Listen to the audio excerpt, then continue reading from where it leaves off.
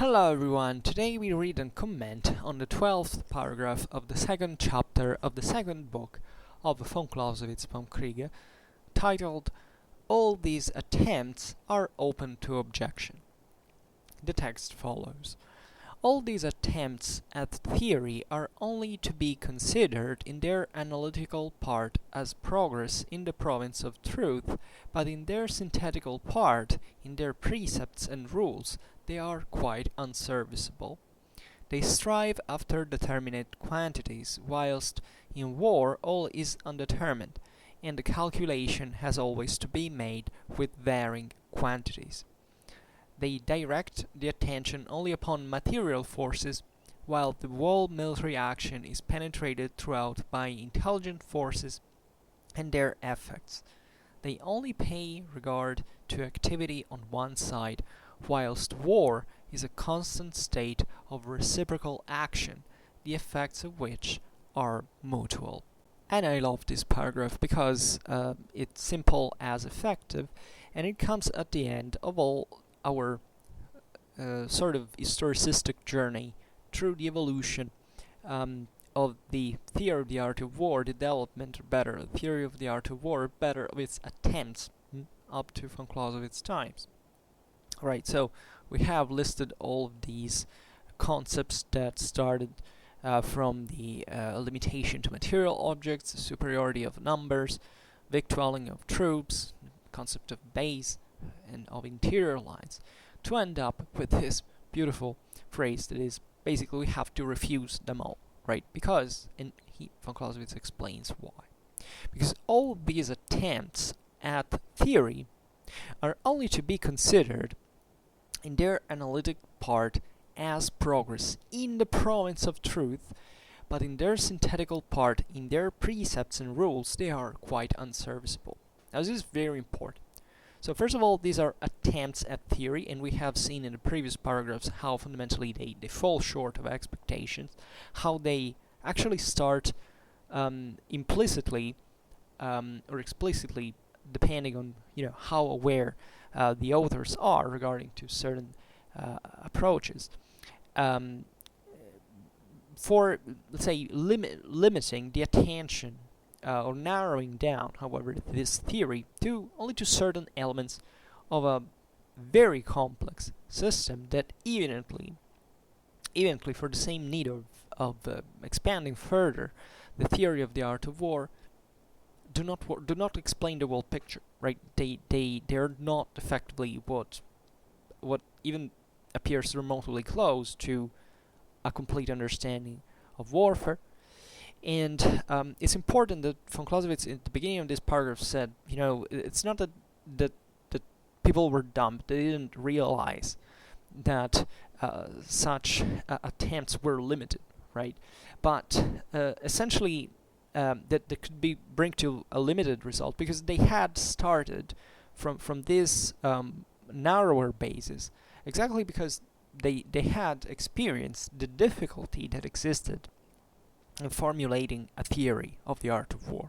This is particularly important. So it's as if there had always been direct or indirect awareness about the limitation of this theory, right? So these are all attempts, not that much.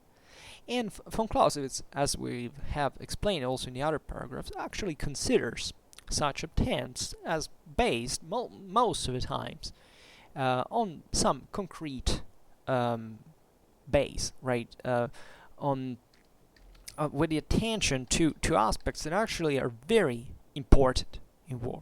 Certain prerequisites, such as, for example, as we've seen, material objects. I mean, it's important to realize that when we talk about war, we're talking about material world, right? It's not all about matter, but it's evident that still a major element there. It's the struggle between idealism and materialism and structuralism.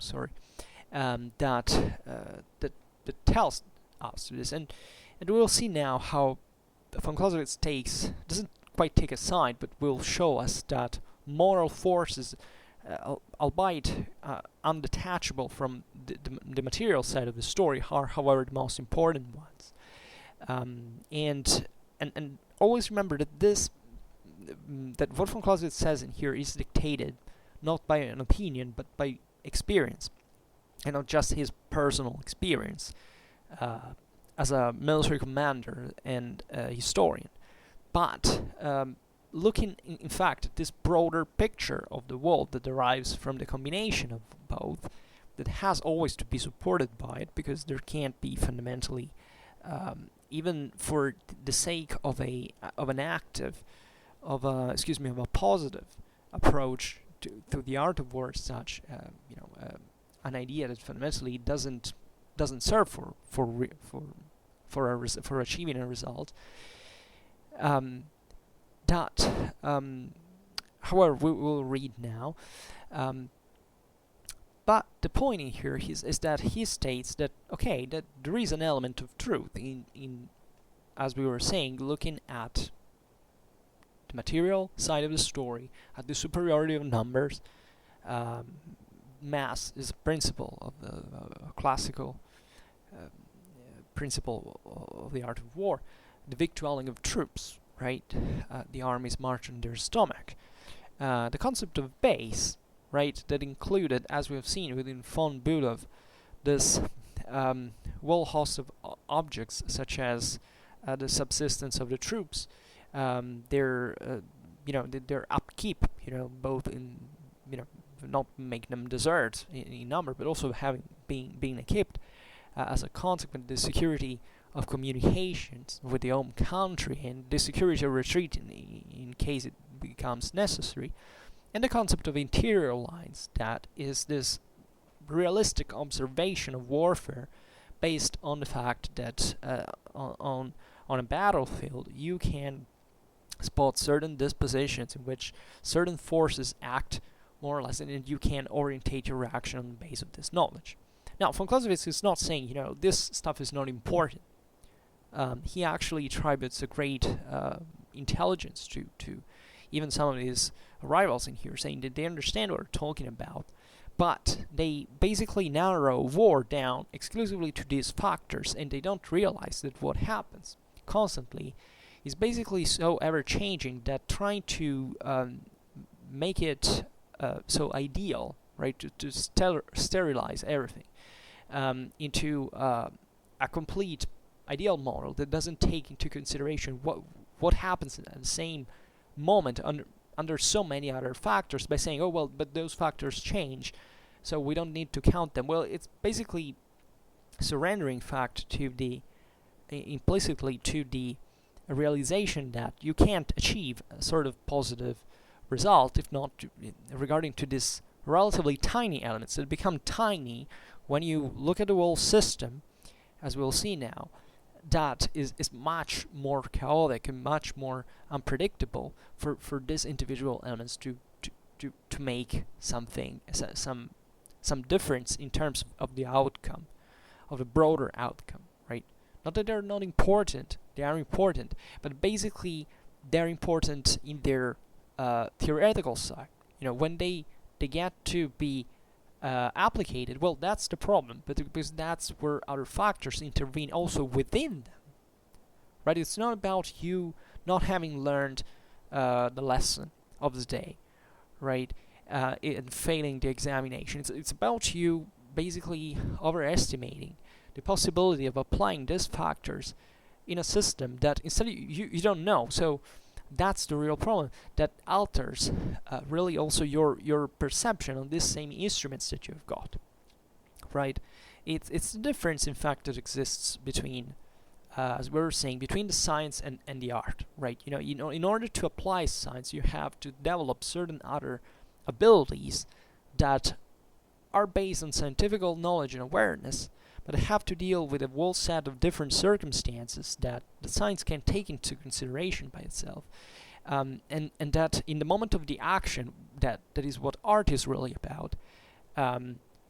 You have not to ignore, but basically just to use in minimal part, because what you need at the moment is much else, and that reflects on you, because it's not an isolated situation where you can experiment without costs, without without consequences of sorts. So it's very important. because the results of that action will also inform the theory. And that's particularly important, and this is true especially and more than in other human activity, von Clausewitz says, in war, right? So that the theory of the art of war highly benefits exactly from the experience. That is to say, that the major result can be achieved only looking at what happens rather than idealizing and abstracting and detaching from reality in order to make a synthesis of it. Because the more you do that, and the less effective that becomes for you to apply it, right? So this is the core concept that at this point we have explained pretty extensively in the last paragraphs, observing all the weak sides of those positions. So, in fact, von Clausewitz says that these attempts of theory are only to be considered in their analytical part as a progress in the province of truth, which means, the fact that there is, a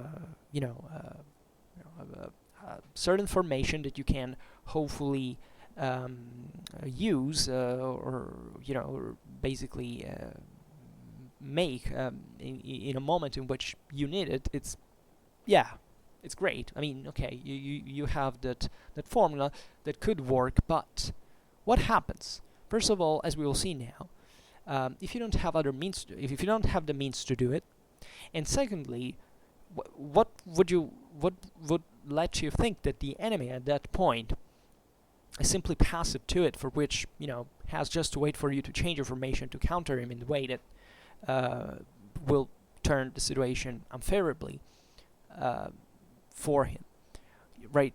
This is elementary logic. Like, there is a reaction. Always remember the reciprocal interaction that exists at the base of Clausewitz and thought that we have talked about in the first book, right? There is always there are always reciprocal laws for which you cannot think that what you do fundamentally can be a standard pack of solutions that the enemy will not find a solution to, right? And this is the history of war in a nutshell, and that's why you can have theoretically the best knowledge about how things work scientifically, but not achieving a big deal on the field. That's the same illusion of technology, right? The idea that if you have technology, you win. Well, military history basically shows you repeatedly, not necessarily that technology is not important and doesn't make an effect, but that fundamentally you have to learn how to employ it, and not in a preset theoretical side of the story that you draw at a table, but in the moment in which you are out there and you have to invent fundamentally a solution with what you have got, right? And definitely technology helps, but if there is not a specific condition for employing it successfully, or maybe if you have just a technology but you don't have any doctrine in that sense, it's quite a big deal. And the problem is that with doctrine, with doctrine is that doctrine changes constantly. Why? Because once you adapt to use a weapon in a certain way, that has an effect on an enemy that will try to find a solution in order to counter that, right? So there is no preset war gamistic-like situation in life for which someone is doomed just because he uses a certain way, and he will keep using them.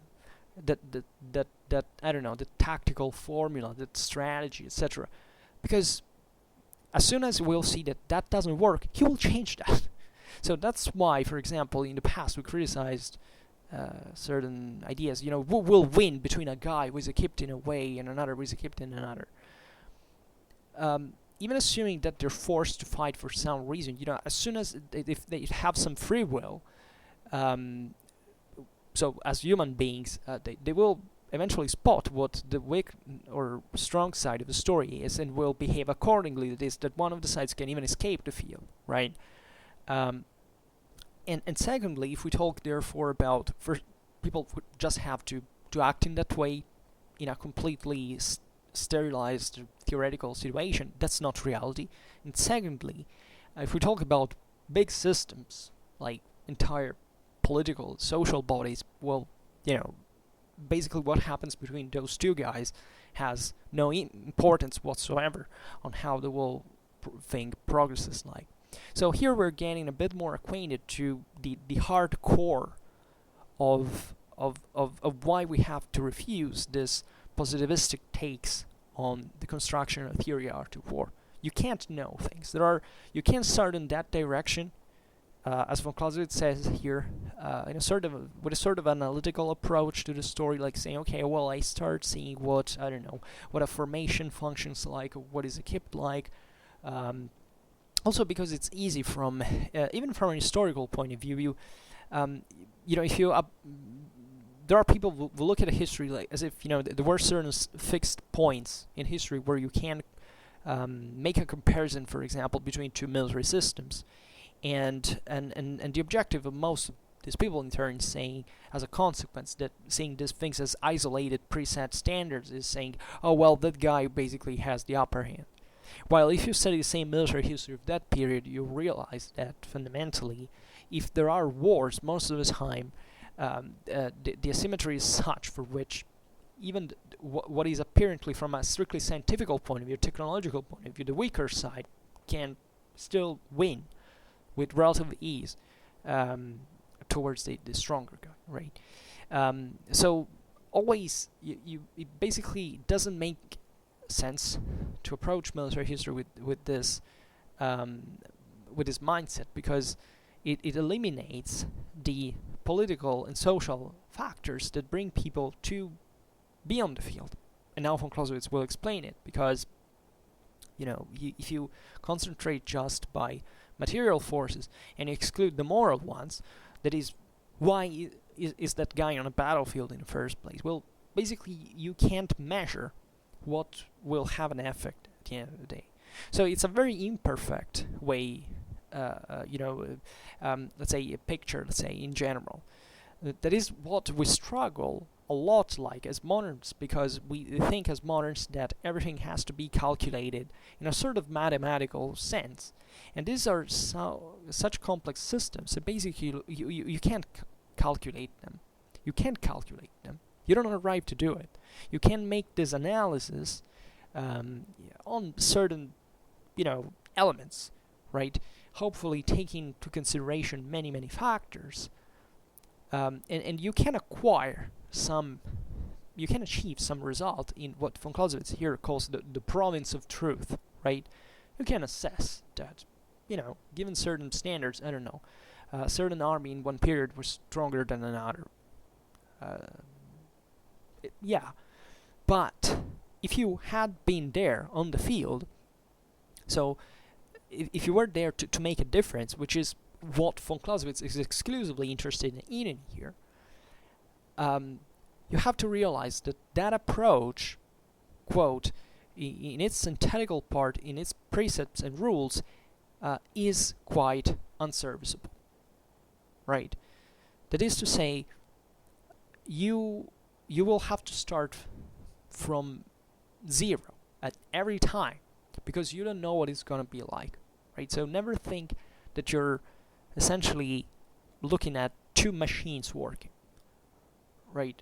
When I was a kid, I was a fan of Robot Wars, right? And I like those stuff, right? But even in there, you can see how, even for the fact of being, in fact, into a material world, there are lots of things that can go in unexpected fashion. And guess why? Because we can't calculate, we can't predict every single movement, any single force. We don't have that ability. And therefore, what is going to happen, that gray area, that fog of war, is the point in which, paradoxically, we can dig into in order to make a difference, right? Because if that was that, if war was that theoretical, completely science, like completely known realm, we wouldn't need any war, because we would be able to sort out all the various combinations, and on that base we would determine who is the stronger, or at least who is in better position at that point to defeat someone else, and everything would freeze, because everybody would find his own place without a fight, right? Because it would be stupid to go towards your own death if you already know you're going to do that. So that's what makes the difference, as we were saying before, like the the example of the deadly warrior style confrontation. So yeah, you can imagine legitimately with the two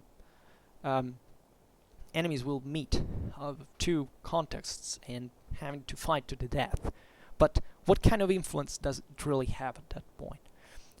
How those who watches that will not change its mind, its civilization, because accordingly, because this happened historically speaking. Yeah, it did happen. Just think about what Europeans discovered. Rediscovered at least the Americas.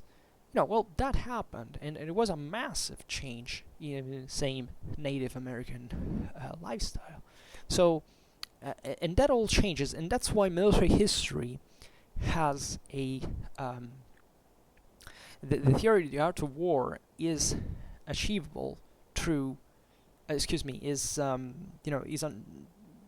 you can grow to fundamentally almost to understand it in its essentials for what it means as we have defined it as in the conduct of war, by looking at the diachronic perspective, right? Because if you fixed two elements in time, thinking that they never change, that there is no that their interaction is simply dictated by certain abstract conditions that you set in order to what?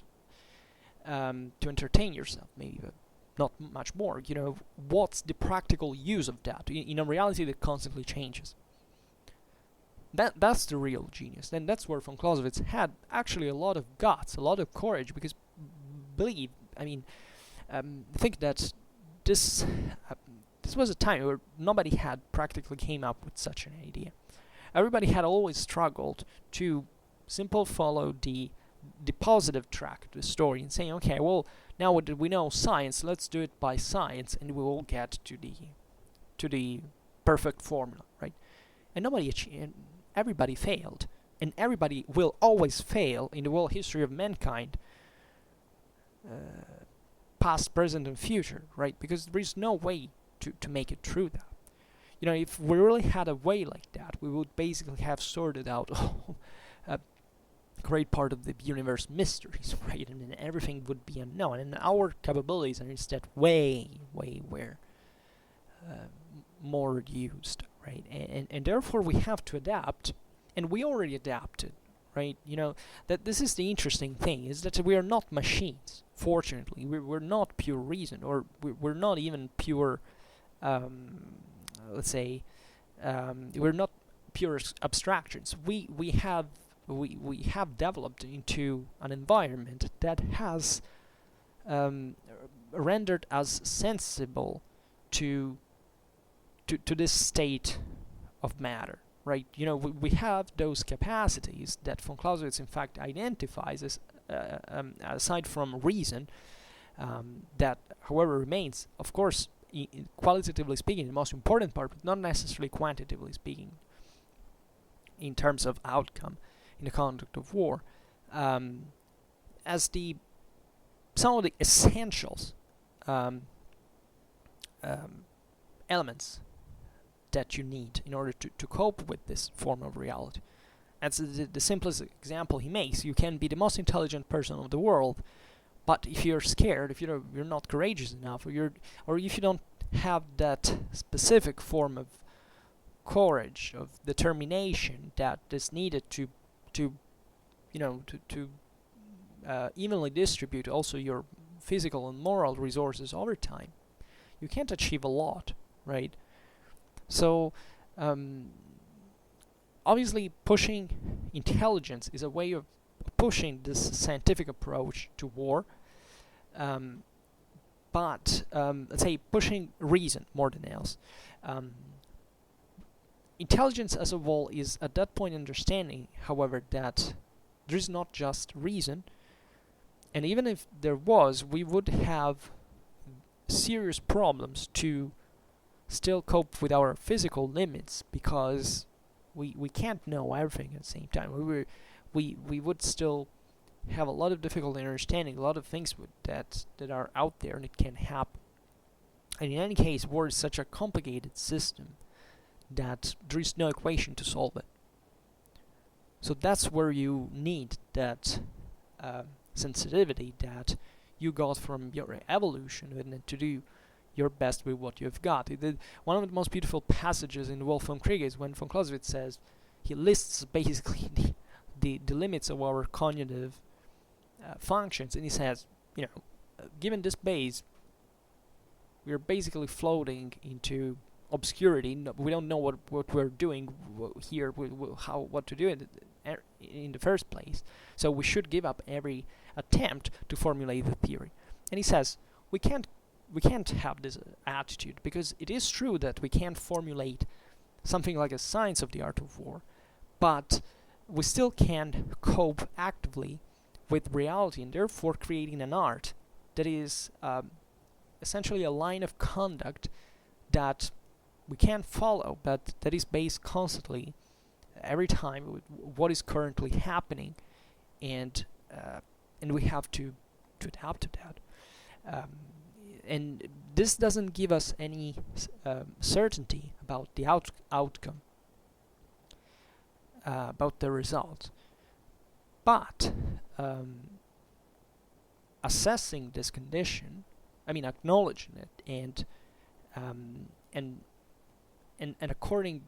behaving accordingly is still better than basically presuming that you can start to calculate this thing, to sort this thing out, basically committing lots of your resources for something that we know is doomed to fail, right?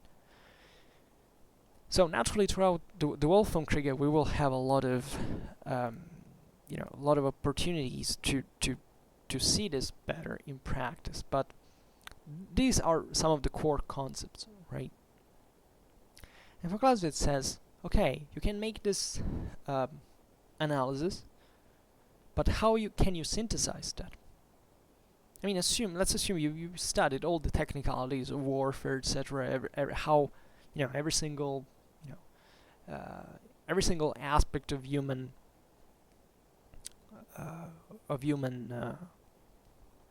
life or functionment, or every gun, how it works, of every army, how is it composed. But can you make a synthesis of that?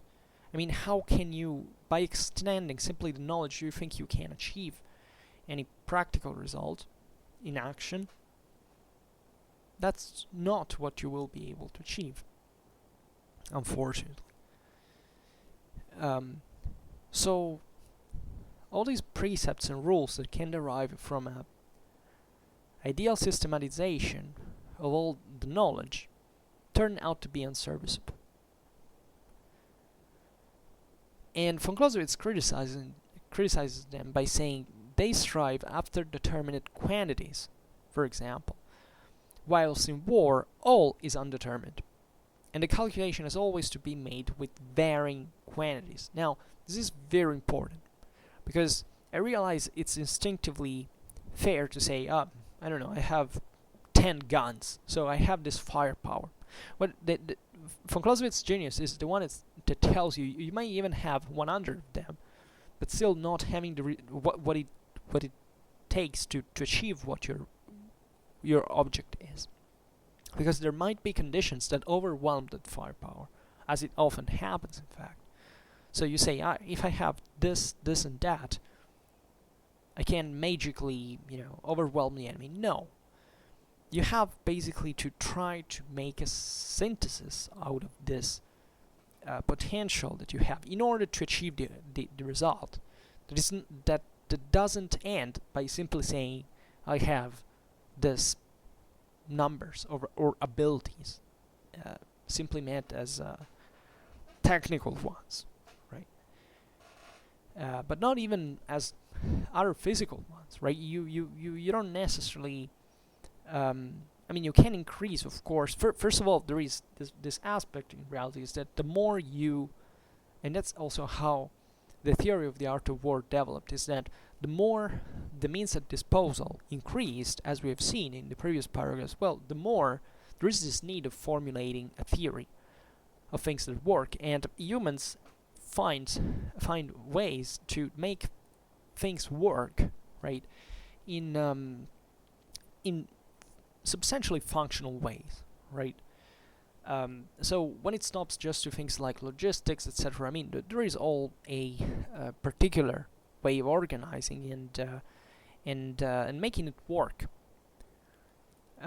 But as we've seen in the previous chapters also, that is not enough, because that is not what it takes to wage war, right? You can be plenty of food, but not knowing where to store it for it to be functional for your army, or for investing all of those resources in towards a fruitful enterprise, right? And that is what, in fact, strictly pertains to the conduct of war.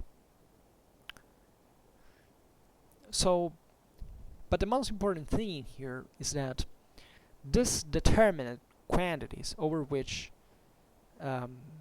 those positive theories later bases are fundamentally undermined by the fact that in war nothing is really determined.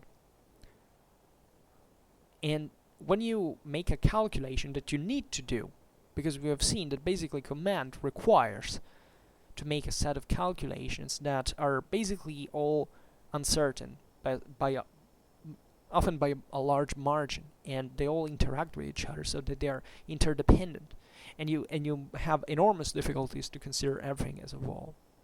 Well, these calculations are all based on varying quantities, because everything changes constantly, and it's not having one gun more or less that at that point will make scientifically mathematically, let's say better, the difference, because things can easily go in a different way, on the basis of which you have to readapt, because the thing doesn't stop there. That, I don't know, I was attempting to do something, fails, I can restart again. No, because war is based, in fact, on destroying one another, or at least to compel your enemy to fulfill your will with violence, right? With violence. So that is not that's a very aggressive business. It's a very violent business, a very bloody one, and you can't and leaving the initiative to the enemy is in absolute terms one of the worst things in absolute terms in war, right? And you can easily see this, if you want to picture it, even in history, right? Sometimes you have an assumption, right? You think to know something, but then some other source comes out that you didn't think about. And there is infinitely everything that can influence those ideas that you had in mind. Well, war is exactly like this, that you have to readapt your thinking, otherwise you will sclerotize and you will be good for nothing, because arrived at the point in which you meet other people who know way more than you and know how to use it against your opinion, your opinion is done for, and you have maybe the option of keeping it by yourself, but that's gonna damage you at the end of the day if you keep talking about that. So in war it's much worse, obviously, and that's that same positivistic attitude towards the knowledge that you have that can destroy you, right? So everything changes constantly, every plan, every action. And most of the times we basically don't have control on it properly. I mean, we may have control on some part of the story, and we can't think that that's what it takes. Well, it doesn't. That's not enough, because in the meanwhile, everything around is changing, and even what you have a small a relative control of can be overwhelmed, right? This is typical of war. That's continuous, right? And it derives largely for the impossibility of having a scientific awareness of what is going on. Because most of the times, let's repeat it always, 3/4 of what happens in war is unknown by definition. And therefore it's always a gamble, it's always a risk, right? There is it's like a game, right? And in game, there are certain rules, there are certain guidelines, but at the same time, you can always lose when you start. Things can go better or worse, and it depends on the individual's ability, right? But it's striving into a sea of obscurity that you simply can't see through, right? You can't follow a track, a light, an intuition, in this sense. But for the rest, you don't really know what is going on most of the times. So, continuing on the criticism, von Clausewitz says that these theories direct the attention only upon material forces, while the whole military action is penetrated throughout by intelligent forces and their effects. This is one of the most beautiful aspects of this story. It brings us to the concept of moral forces, right? And how they influence the outcome of battles. It's like in fights, always remember that for von Clausewitz, war is nothing but a duel on a large scale, right? And we are not in fights as simple and primitive as they can be, and also unrefined as they can be. They do resemble this, right? If you ever seen two people fighting, and it's very chaotic, it's very messy, and it's very difficult to first of all understand how it's going to be like. That's why it's also partly exciting to see a fight, because you know who's going to win. And guess why you're guessing that? Because you don't know it. And fundamentally you can't know it until it's over. And the interesting part of that is, even when it's over, you can't fully understand all the implication. I mean, all what practically happened in that fight. You still have a limited understanding what has just happened, sometimes under your own eyes, right?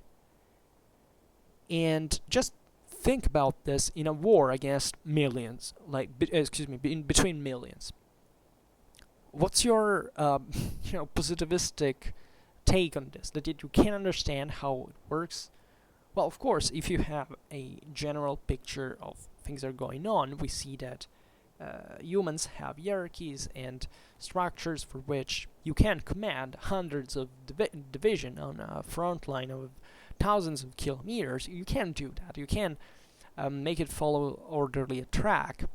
But at the same time, there are so many other forces at that point that are intervening that you don't see, because you're focused, in fact, on some of the most elementary and direct evidence that you have, like how many troops you have. We explain it in the paragraph on material object. It's obvious that you start from that you start from, how many soldiers do I have? But it's just a start, right? And the more you go through considering all the factors, and the more the thing becomes different, right? It's a mathematical problem. The range of outcomes that can occur into a system, the more variables you put into it is much wider. The more you put variables into it. So that's why it becomes drastically difficult to manage certain situations, because historically speaking, we try to make sense. This is also a problem we have, that when we look at history, we most of the times do it emotionally, with a sort of need of security, right? We say, oh, let's revert to history so that I can learn how things really went, so that I can be smarter than other people, and and I can have an experience from this and become wiser. Well, yeah, it kind of works practically like that. But at the same time, there is this constant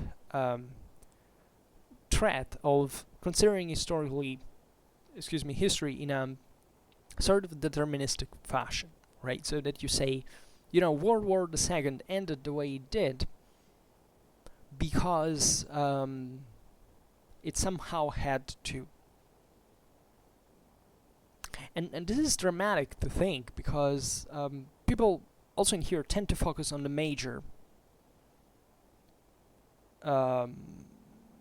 events, like saying, I don't know, the Nazis didn't have enough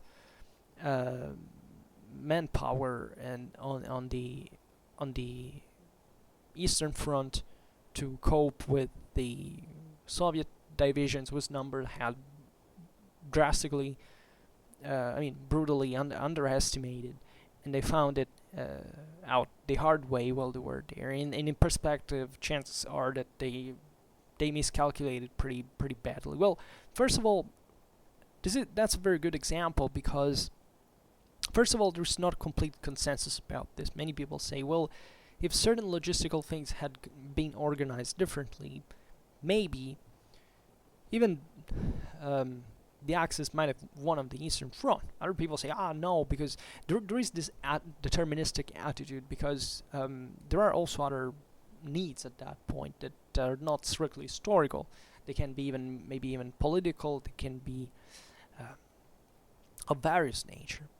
But even if you see how other campaigns, because now it's getting complicated, I didn't prepare any script regarding to that, but take the invasion of France. Do you think the invasion of France was something deterministic? Because even in that case, yes, the Germans had to conquer Poland, or to conquer France, and of course, and Belgium and Holland and Scandinavia, aside from Sweden. Because yes, right, because they were the coolest guys, they had the toughest war machine, right? And then you start studying what that was about, and you realize that those were pretty heavy gambles as well. And even the same Operation Barbarossa, of course, was the outcome of a gamble. And instead, most of people try to look at this as if everything had to happen in that fashion. And don't get me wrong, there are certain things you can't calculate, like it's fairly unlikely, for example, that Poland might have existed to Germany at that and the Soviet Union at that point. But, for example, had they employed other strategies, might have they slowed down or crippled certain military capabilities, especially of Germany, things might have gone radically different. The same campaign of France actually was pretty, we can't find structural elements for saying, look at the German armored divisions. Were they better than the French ones? Well, yes, substantially they were. They had a completely different doctrine and mindset, the communication capabilities. They had also different tank, concepts and designs, etc. Yeah, but there were lots of other factors, including the same Fallgelb plan, that might have not delivered. Like the plan of the invasion of France is, for example, born out of complete and pure random case. For one plane that landed at one point, it might have not landed to bring that plan on the table. That's how literally the campaign of France is gone. So at that point, how can you bring a deterministic look at history, like saying things had to go in that way, right? Or think about the British counteroffensive in, that risk to cut off the German spearhead invasion of the armored division with Normandy, and they backed out basically, and they allowed lots of people to reach the United Kingdom at that point. Well, that might have not happened, or it might have gone in another way. So I'm just making these examples as a digression to make you understand that what we look at, also historically speaking, shouldn't much reinforce our securities, but if anything, starting to make us believe, to make us perceive how things go radically different. And we know that can go radically different, even with a few things. You can think about this even in your life, right, in perspective, right? That lots of things that happened randomly that can change a lifetime, right? And and that we don't have, however, the instinctive tendency to think in this fashion, because science tells us actually pretty clearly that we brutally underestimate our changing capabilities. This is called the end of a history illusion, right? It's this idea that fundamentally at one point you always see yourself at one point in life in which you're in a stable situation, and you project that as linearly, like it has to continue in basically more or less in this way, and instead you change, right, very much over time, and you this doesn't have an effect on you on your capability of seeing how much you can change in the future. And this is actually an evolutionary function that we have, because if we thought in a different way, we probably wouldn't have the moral resources to cope with that, because if we were really to accept how much our life can change from a moment to another, we would have serious problems, mentally speaking. And it's not a surprise in certain senses that certain mental issues are actually related to certain cerebral hyperactivity that actually makes you see things through in a fashion that other people don't, so that you're not crazy like someone names this thing, but it's rather hyper aware of the truth that brings you devastating anxiety. So we are actually pretty delicate machines that we all basically swing in between the extremes. We work actually pretty simply, right? There are certain stimulators, certain inhibitors, and that's how we work. And we all have ups and downs. We all are in the spectrum, kind of somewhere that in a very peculiar way. We are all mentally altered in a certain dimension. It just takes to determine when it becomes something clinically pathological, but that's starting to be seen as very subjective also in psychiatry, right? And it's mostly genetics, the next frontier, how these things will be measured rather than psychoanalysis, for example. That in fact is largely being abandoned because of this. So aside from this, I mean, this is what von Clausewitz is talking to us about. There are certain evident things to which we stick because we think that those are the ones we have to follow, evolutionarily speaking. Then, however, we forget tendentially about the possibility, the impact of moral forces that are invisible, as a matter of fact, because if you go in the street and you look at people around you, it's not that you actually understand what they're there for, what they have in their mind. Basically, we don't know anything about them until we talk to them, or we get to know more about them in some other way. And going back on the example of the fight, that is actually pretty interesting, because go watch street fight videos on YouTube if you're really interested in that. I mean, they're very didactic sometimes.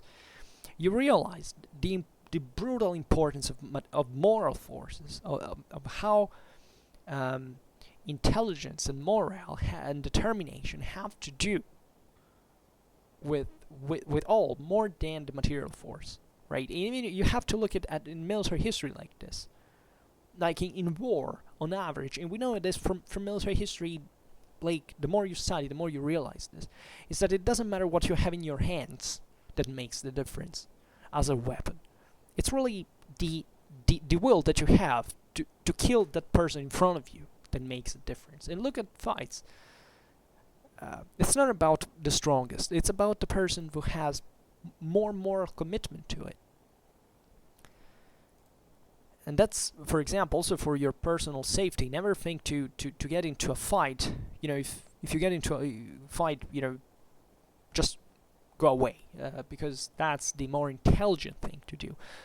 But if you're there, never presume that you're gonna make it just because you learned some trick, some movement, I can't, frankly, I don't want even to think about all the people who got bitten or even killed because someone told them that basically that there are movements and maneuvers that can be used for self-defense, so that that person, instead of running away, stood there to get bitten.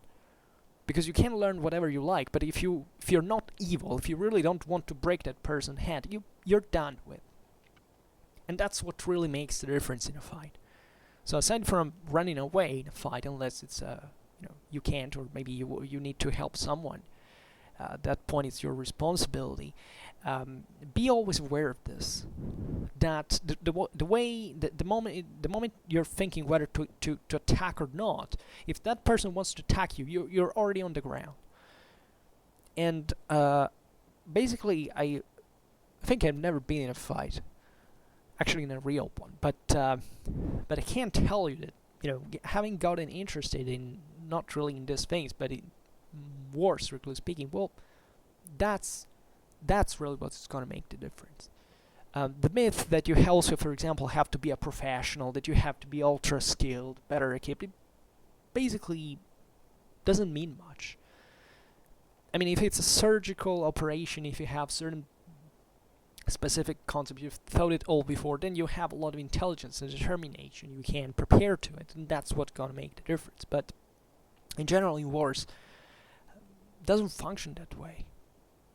It functions a matter of resilience, and guess why?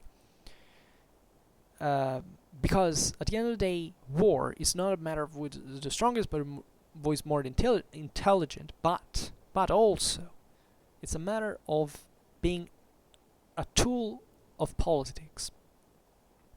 Right? War, violence in itself, is not something that happens for the sake of it. These are all politically driven factors, actions. War is, by definition, a political act.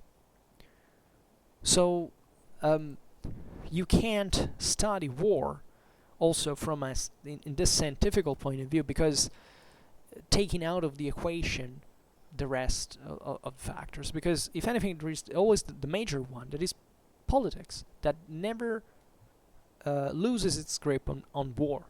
Right? If you think that war, from the soldier on the ground, from the headquarters of the army, is working independently from politics, just study von Clausewitz, because that's completely wrong. It's one of the most...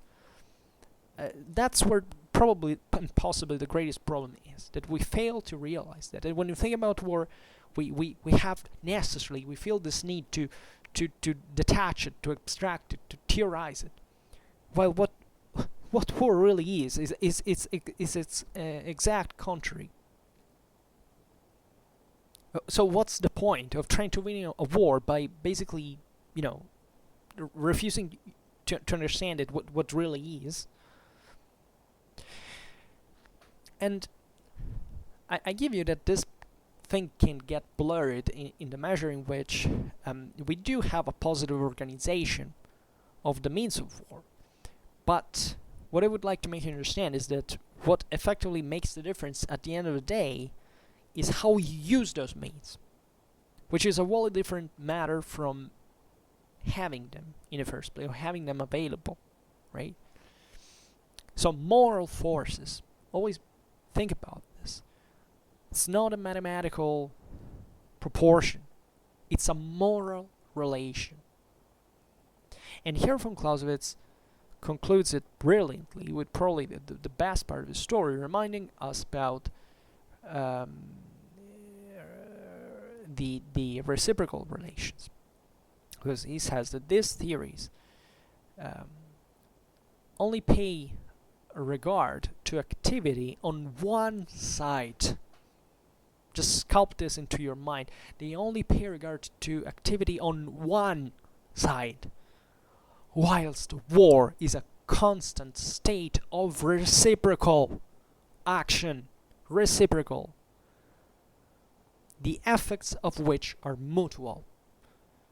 So pretending to have the formula that makes you win is basically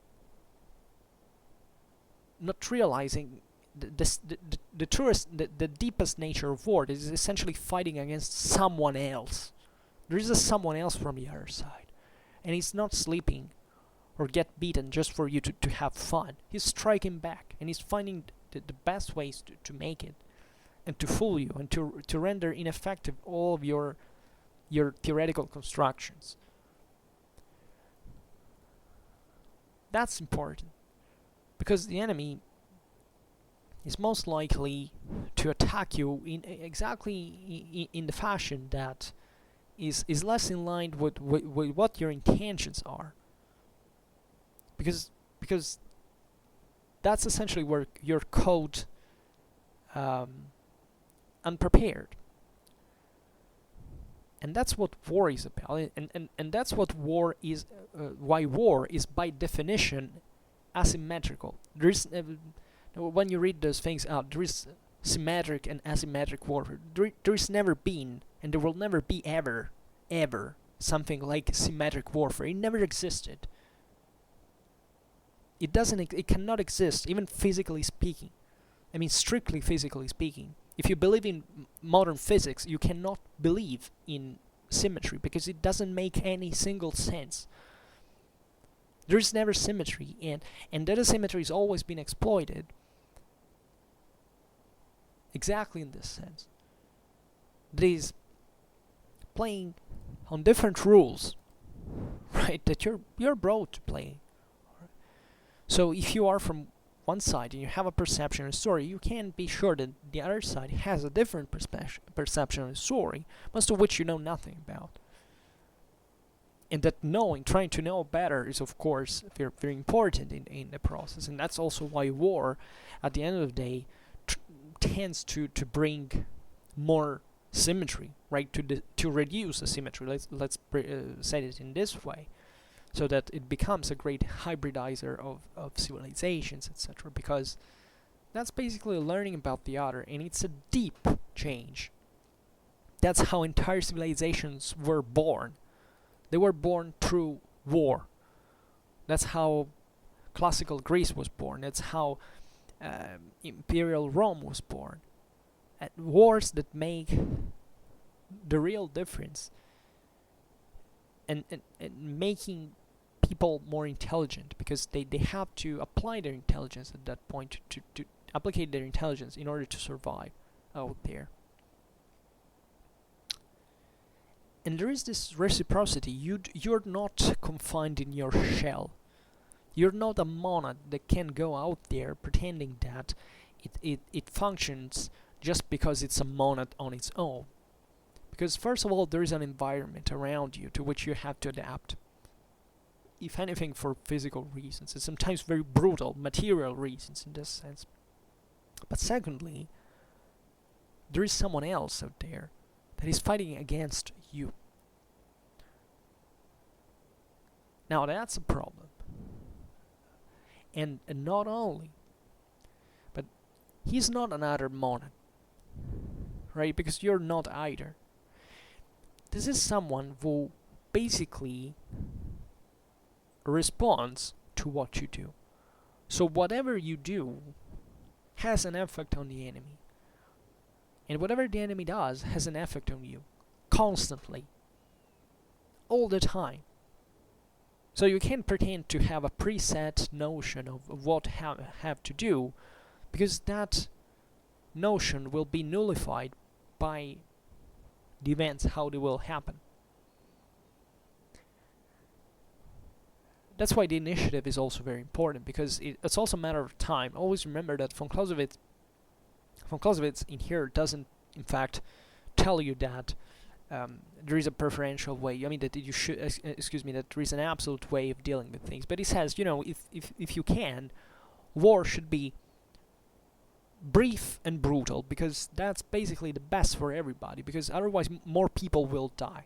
Right? That's how he starts the Vom Kriege. He says that there are basically certain humanitarian spirits, we believe that war should be kind of kinder, because that should be a bit more like a dance, where people don't really kill each other, and because that's fundamentally, that would be more human. War is probably, if there is one, by definition, one of the most human things that ever existed in absolute terms is war, because only humans make war, real war. I mean, let's not talk about ants or other animals, but human war is something completely different. So war in absolute terms is probably the most human thing that exists ever. But secondly, if you waste time, if you leave the initiative to the enemy, if you spend the action, you're going to pay more for that. So,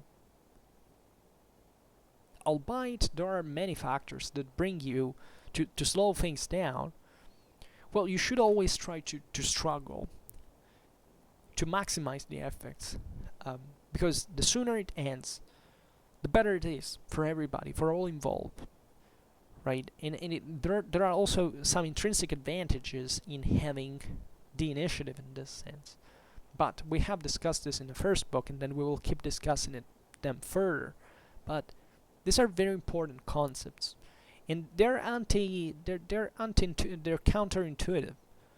I mean, let's be honest about it. We would think about this, just by impression.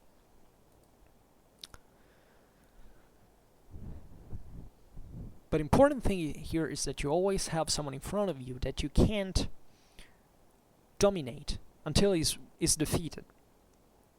At least not completely. You can have an effect on him. If you have the upper hand, you can basically corner him, or in the best of options of cases, let's say. But most of the times it's not even like that. So everything that you do in this sense is not just attacking a passive element that maybe has some reactions but doesn't think about struggling. I mean, chances are, especially if you have the upper hand, that guy is thinking way better than you are doing, because he's a much greater pressure than what you are at that point. So you're not freaking out as he's doing, in order to find the best solution. And it's a bit like when you have a deadline, that you say at the beginning, I have all the time in the world, I will try this and see what happens. And when you arrive at the last days, you're freaking out because you understand perfectly what you should have done at that point. You realize that you haven't done it. Not just because it's difficult to find out, but in this sense because you're too lazy to accept that difficulty and to behave accordingly. So that's really the point, and that's what we constantly and instinctively do. That is to procrastinate. And that's a tragedy. And that's where the enemy is gonna, especially, there is a sort of an equilibration in this sense, right? Also the enemy, when he finally is relieved from pressure, he will be proportionally less dangerous in a certain sense. Obviously, well, this is also not a law, like it's how it naturally happens. Maybe at that point he's crippled at the point that he can't even react. Who knows? It depends, but that's what von Clausewitz is telling us. It all depends. You can't say it like how it will practically go. You can follow these general principles. You can have an idea of how things roughly work, but that's just a pattern that can take infinite shapes on the base of concrete situations. And you can't do as if the enemy didn't have any effect on what you preset, right? As in terms of conduct of war, because this is at the end of the day what we're talking about here. Like it's about the possibility of having, or better, the impossibility of having a positive theory on the conduct of war, a positive theory of the art of war, right? And okay, and well, these are important words, and there are indeed certain paragraphs that are better than others, but they all come at the right moment. Like von Clausewitz follows this, you know, very, very clearly, thoroughly conceived path that brings you to realize these things at the right moment after having reflected on these other issues. You see how von Clausewitz does, for example. These last paragraphs were essentially all criticizing, in fact, the the various approaches on this attempt at building up a positive theory. But they were essentially making you reflect on every single aspect, or every single hypothesis, or every single approach, right? And you were, even though you were siding with von Clausewitz, because at this point we know that he knows his thing. You're still also reflecting on in which measure such such approaches could work, right? And that here von Clausewitz arrives with the hatchet and says, this doesn't work. This doesn't work, right? Maybe here, I repeat, there was not much of a surprise, but in other on another occasion, von Clausewitz's axe was much more brutal, and basically the whole first book that we have finished is dealing with that. It's basically showing us, and we're still continuing in part, from this gradual approach to reality from a completely abstract situation that shows you the absurdity after absurdity, but getting down into a more complex fashion in every step of what this ideal perceptions of war lead you to. That is to a constant mistake, to constant realization that things are evidently not in that way. And this will never cease to amaze me. However, for now, let's stop it here. I just hope that you enjoyed this video. If you did, please share it, otherwise leave a like, or subscribe to my channel if you're interested in my upcoming contents.